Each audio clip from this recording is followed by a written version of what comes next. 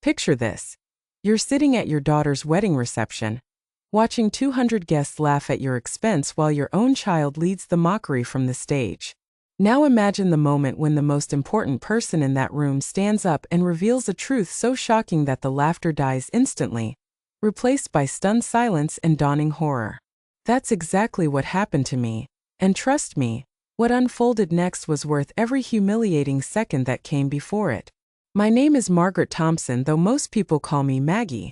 At 60 years old, I thought I'd experienced every kind of embarrassment life could throw at me. I was wrong. But I'm getting ahead of myself. To understand why my daughter Emma's wedding became the most satisfying night of my life, I need to start from the beginning.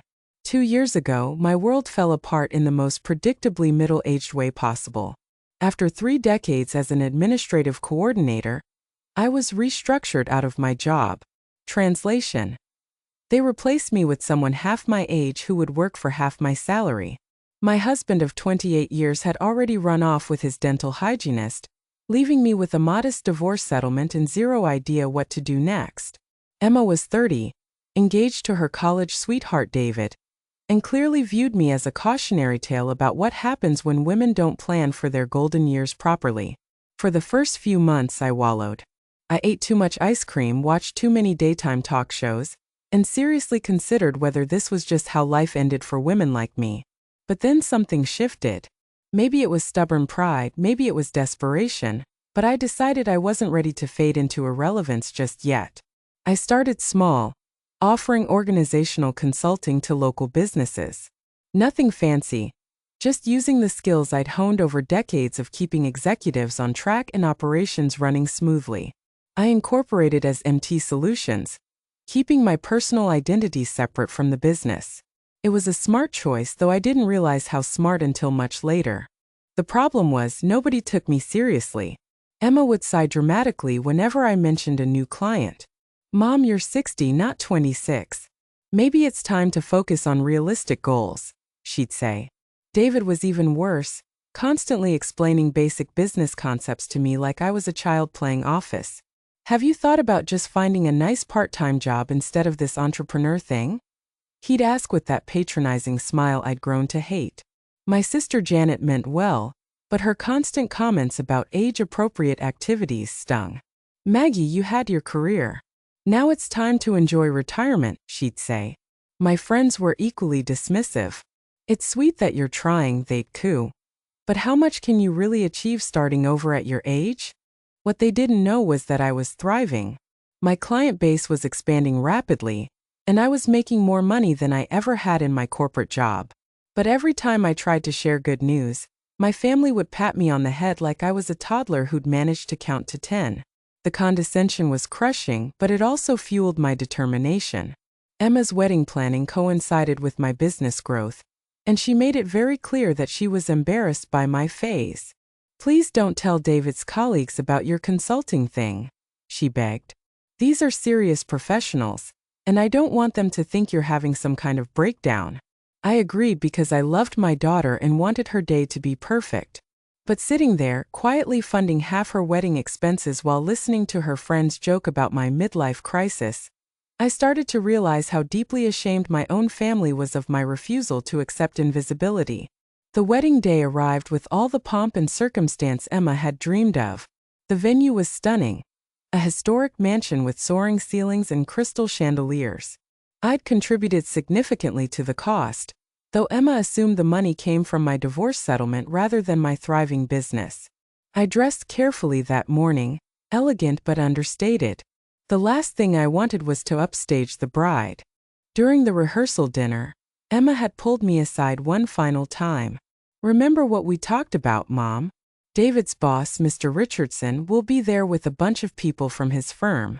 These are important business people, so please don't go on about your projects." I bit my tongue and nodded. Projects? Right. The ceremony was beautiful.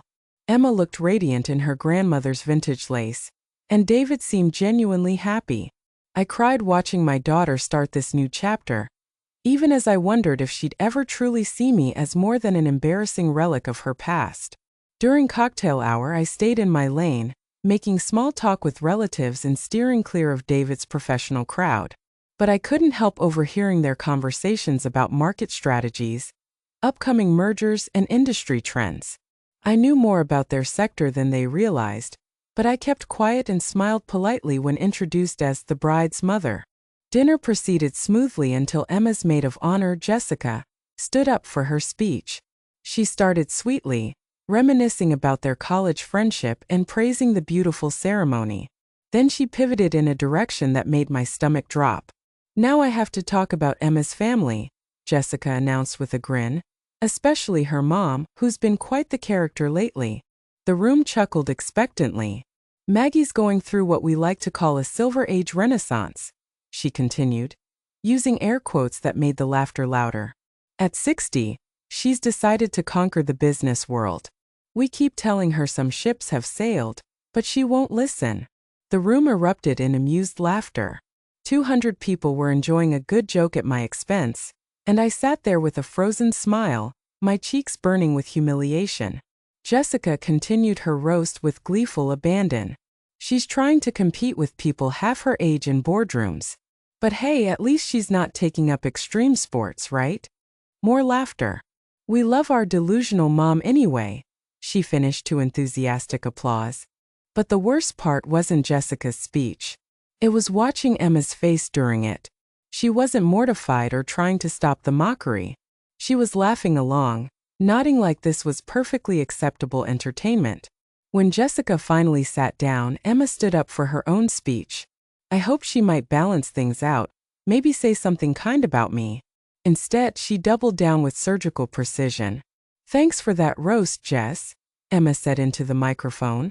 "Yes, Mom has definitely been on quite an adventure lately. She keeps insisting she's building a business empire. But we're trying to help her understand that some dreams have expiration dates. When you're over 60, it's time to be realistic about what you can actually accomplish." The room exploded with laughter again. David's colleagues were practically in tears. Mr. Richardson was shaking his head with an amused smile. Even the catering staff seemed to be suppressing grins as they served dessert. "But we support Mom's hobby anyway," Emma continued with that dismissive tone that finally broke something inside me. "Even if it means listening to her talk about client meetings and business strategies like she's some kind of CEO. The way she said it with such mocking disdain was devastating. This wasn't just lack of support. This was cruelty performed for an audience. After Emma's speech, the patronizing sympathy began. "Good for you for staying active at your age," cooed one of David's aunts, patting my shoulder like I was a brave child. "It's never too late to chase dreams, even small ones," added another guest with a condescending smile. "My neighbor started selling candles at 65. Made almost $400 last year." David's colleagues were particularly painful. When introduced as the bride's entrepreneurial mother, they'd nod politely and immediately change subjects. I could see them thinking, "Another middle-aged woman with a cute side hustle." One actually said, "That's wonderful. My mother-in-law makes jewelry for craft fairs. It keeps her busy." The absolute worst moment came when David himself approached me during dessert. "Maggie, thanks for being such a good sport about the speeches," he said. "I know Emma was just having fun, but I hope you're not taking the business thing too seriously. At your age, it's really more about staying engaged than building an actual career, right?" I stared at this man my daughter had chosen to spend her life with, this person who was essentially telling me to know my place. "David," I said carefully, "what exactly do you think I do?" He shrugged dismissively. "Some kind of small business consulting. Emma mentioned you help local shops with their bookkeeping or something. Which is great. Every little bit helps when you're starting over later in life." Local shops. Bookkeeping. Starting over. I excused myself to the restroom, where I sat in a stall and fought back tears. My own family thought I was some kind of amateur playing dress up. They had no idea that in the past 18 months, I'd acquired 7 companies, including a major consulting firm that was probably worth more than David would earn in his entire career. When I returned, I overheard Emma talking to her bridesmaids near the bar. "Poor Mom," she was saying. "She's been so lost since the divorce. This whole business thing is just her way of feeling relevant again. We don't have the heart to tell her it's never going to amount to anything real. That's so sad, her friend replied. But at least she's keeping busy instead of becoming one of those depressing empty nest moms who call constantly. Exactly, Emma laughed. And honestly, I'd rather have her playing entrepreneur than trying to date again. Can you imagine? They all giggled at the thought. Something inside me shattered completely. This wasn't about being underestimated anymore. My own daughter genuinely believed I was a pathetic middle-aged woman desperately grasping for significance. She thought my success was make-believe, my ambitions delusional, and my accomplishments just sad attempts to feel important. I made it through the rest of dinner, smiling and nodding as more people offered their well-meaning but insulting advice about realistic expectations for women my age. I was planning to slip out quietly after the cake cutting, maybe claim a headache and leave the newlyweds to their celebration. But then something happened that changed everything. During the post-dinner mingling, Mr. Richardson approached me. I'd been avoiding David's boss all evening, not wanting another conversation about my cute little consulting hobby. Mrs. Thompson, he said politely, I don't think we've been properly introduced. I'm James Richardson, David's supervisor at Pinnacle Consulting Group. Pinnacle Consulting Group. My heart nearly stopped. It's Miss Thompson, actually, I managed to say. And yes, I know who you are. He smiled. David mentioned you're in business consulting. That's wonderful. What kind of work do you focus on? I looked at James Richardson, this polite man who had no idea what was about to happen, and realized this conversation was going to be very interesting indeed. Well, Mr. Richardson, I said carefully, I work in acquisitions and operational restructuring. I help companies optimize their efficiency and growth potential before integrating them into larger portfolios. He nodded politely. That sounds fascinating. Mostly with small local businesses, I imagine. Actually, I focus on mid to large consulting firms in our sector. Companies that are ready to scale but need strategic guidance and capital investment. His eyebrows raised slightly. Really? That's quite specialized. How long have you been in that field? About 2 years seriously, though I've been building toward it my entire career. Impressive, he said, though I could tell he still thought I was talking about much smaller deals than I actually handled. Have you worked with any firms I might know? This was the moment. I could continue deflecting or I could be honest. After everything that had happened tonight, I was tired of hiding. Actually, yes. I recently completed the acquisition of Pinnacle Consulting Group. The change in his expression was immediate and dramatic. His polite smile froze, then slowly faded as his eyes widened in shock. Pinnacle Consulting Group, he repeated, his voice barely a whisper. Yes. The acquisition closed about 4 months ago. He stared at me for a long moment, and I watched as the pieces clicked into place in his mind. Wait a minute, he said, his voice getting quieter. Pinnacle was acquired by MT Solutions. You're not saying you're M. Thompson. That would be me. The color drained from his face completely. You're the M. Thompson. The M. Thompson who acquired Pinnacle. Yes. He nearly dropped his wine glass. Oh my God. I had no idea. When David said his mother-in-law was in consulting, I never imagined. He was stammering now, completely flustered. Miss Thompson, I am so sorry. If I had known. It's fine, Mr. Richardson. I deliberately keep a low profile. But it wasn't fine for him. He was clearly panicking, running his hand through his hair. Ma'am, I need to apologize for this entire evening. The way people have been talking to you, treating you like... He looked around the room where people were still making jokes about my hobby business. This is mortifying. Mr. Richardson, please don't worry about it. I chose not to correct anyone. But you shouldn't have had to endure this. Do you realize that half the people in this room work for companies in your portfolio? The way they've been talking about your little consulting business when you literally own. He stopped, shaking his head in disbelief. That's when I realized he was right. Looking around the room, I could see executives from 4 different companies I'd acquired in the past year and a half. They'd all been treating me like a sweet, delusional middle-aged woman playing at business. Mr. Richardson, I said quietly, I really don't want to make a scene. This is my daughter's wedding day. But he was too shocked to let it go. Ma'am, with all due respect, people need to know the way your own family has been. He gestured helplessly. Do they have any idea what you've accomplished? No, I admitted. They don't. He stared at me incredulously. Your daughter doesn't know that her mother is one of the most successful entrepreneurs in our industry? She thinks I have a small consulting business helping local shops with bookkeeping. Local shops. His voice rose slightly before he caught himself. Miss Thompson, you've acquired 7 companies in 18 months. You're running a $75 million portfolio.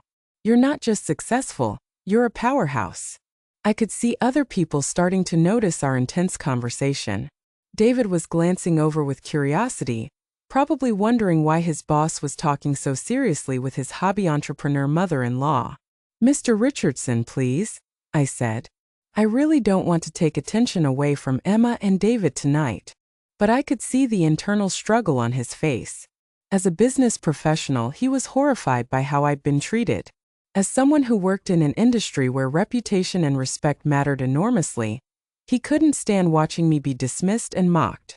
I understand your concern for your daughter, he said finally. But Miss Thompson, what's happening here isn't right. These people don't just owe you respect as a person. They owe you respect as their employer. Their employer?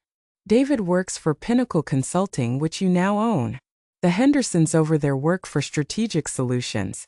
You acquired that in February. The Garcias work for Matrix Analytics. That was your April acquisition. He gestured around the room. Half these people's paychecks ultimately come from companies you control, and they're making jokes about your midlife crisis. I felt a strange mix of vindication and sadness. Here was proof that I'd built something significant, but it also highlighted how completely my own family had misjudged me. What's really disturbing, Richardson continued, is that your daughter's speech essentially mocked you for having unrealistic business ambitions. But you haven't been unrealistic at all. You've been incredibly successful. She just doesn't know it. David was definitely watching us now, and he started walking over with a slightly nervous smile. Everything okay here? You two seem to be having quite an intense conversation. Richardson looked at me, clearly asking permission with his eyes. I nodded slightly. I was tired of hiding.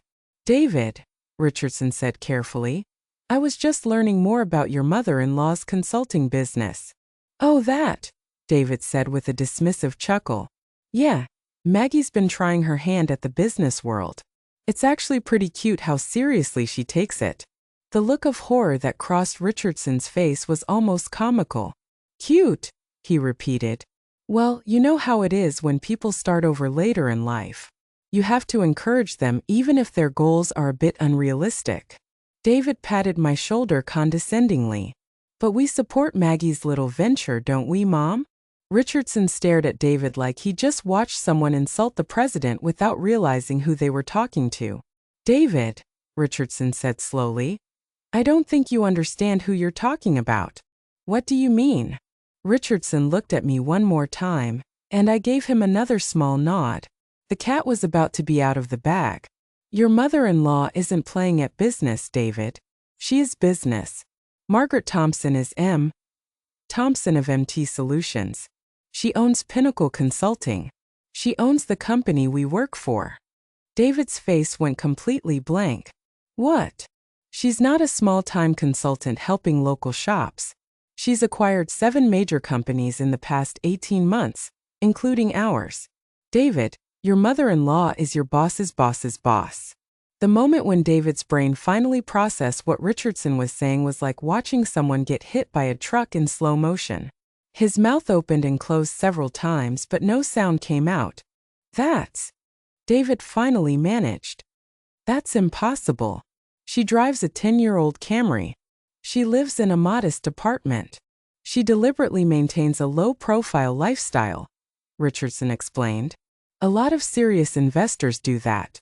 It keeps them focused on business rather than lifestyle inflation. Other people were starting to notice that something significant was happening. The conversation had drawn attention, and I could see curious faces turning our way.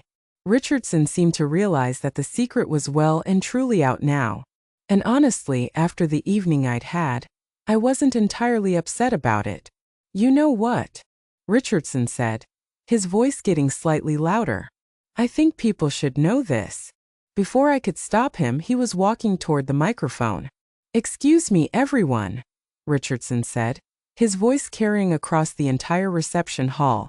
"I'm sorry to interrupt the festivities, but I need to share something remarkable that I just discovered." The music stopped. All conversation ceased.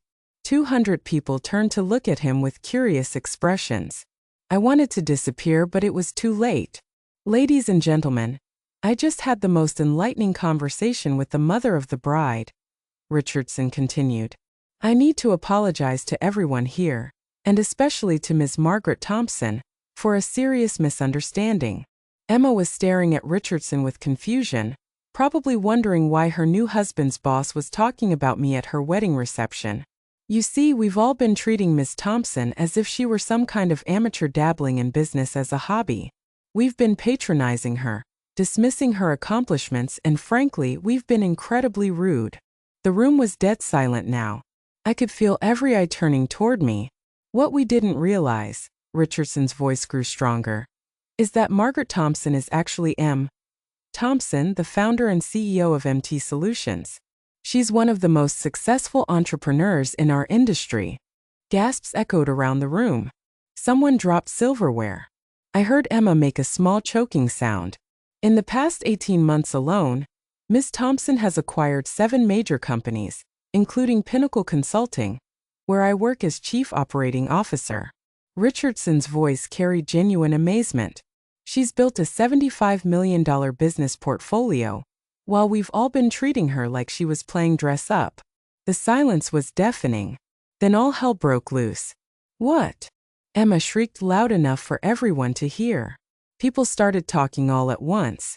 I saw the Hendersons frantically whispering to each other they'd been among the most condescending about my cute little business. The Garcias looked like they'd seen a ghost. David was still standing there with his mouth hanging open. "Furthermore," Richardson continued, clearly committed now, "I need to point out that roughly half the people in this room actually work for companies that Ms. Thompson now owns. So when we've been making jokes about her unrealistic business dreams, we've essentially been mocking our own employer." That's when the real panic set in. I watched executives and employees frantically trying to remember every dismissive comment they'd made throughout the evening. The man who'd compared me to his candle-making neighbor looked like he was about to be sick. Emma was staring at me with an expression I'd never seen before, complete shock mixed with dawning horror. "Mom," she said, her voice barely audible over the crowd noise. "Is this true?" Before I could answer, Richardson spoke again. "I think Ms. Thompson should be the one to respond to that question." He handed me the microphone. 200 people fell silent again, all waiting for my response. This was definitely not how I planned to spend my daughter's wedding reception. "Well," I said, my voice shaking slightly, "yes, it's true. I am M. Thompson of MT Solutions." The room erupted again, but I kept talking. "I know this comes as a surprise to many of you, especially my family. I've deliberately kept a low profile because I prefer to let my work speak for itself, rather than seeking publicity or recognition." I looked directly at Emma, who was staring at me like she'd never seen me before. "Sweetheart, I didn't tell you because you specifically asked me not to talk about my business tonight. You were embarrassed by what you thought was my little consulting hobby, so I respected your wishes and stayed quiet." "But Mom," Emma's voice was tiny now, "you said you were doing business consulting." "I never said small business consulting. I said business consulting. You assumed it was small because—" I paused, trying to find a diplomatic way to phrase this. "Because you thought I was too old and inexperienced to accomplish anything significant." The room was so quiet you could have heard a pin drop. "When you gave your speech earlier about my Silver Age Renaissance and how some dreams have expiration dates, you were talking about a business that employs over 500 people across 7 companies." I kept my voice gentle but clear. When you said I was being unrealistic about what I could accomplish, you were referring to accomplishments that have already happened. David finally found his voice. Maggie, I had no idea. I'm so sorry for everything I said. I feel like such an idiot. David, you assumed that a woman my age couldn't possibly know more about business than you do. That's worth thinking about. But the person I was really watching was Emma.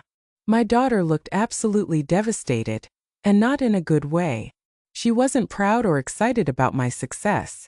She looked mortified that she'd been so wrong so publicly. Mom, she said quietly, why didn't you tell me? Because every time I tried to share good news about my business, you'd roll your eyes and change the subject. You told me some ships have sailed. You said some dreams have expiration dates. You asked me not to embarrass you by talking about my work to your fiancé's colleagues. I gestured around the room, many of whom, as it turns out, now work for me. The implications were starting to sink in. I could see people frantically trying to remember if they'd said anything particularly offensive about the delusional old lady and her business fantasies. Richardson stepped forward again. If I may add something, he said, Miss Thompson has been incredibly gracious about tonight's misunderstandings.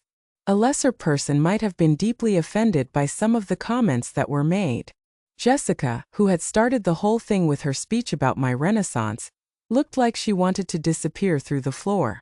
But what I find most impressive, Richardson continued, is that Miss Thompson was willing to endure public mockery rather than upstage her daughter's wedding with news of her business success. That shows remarkable character and love for her family. Now Emma really looked like she was going to cry, but not from happiness.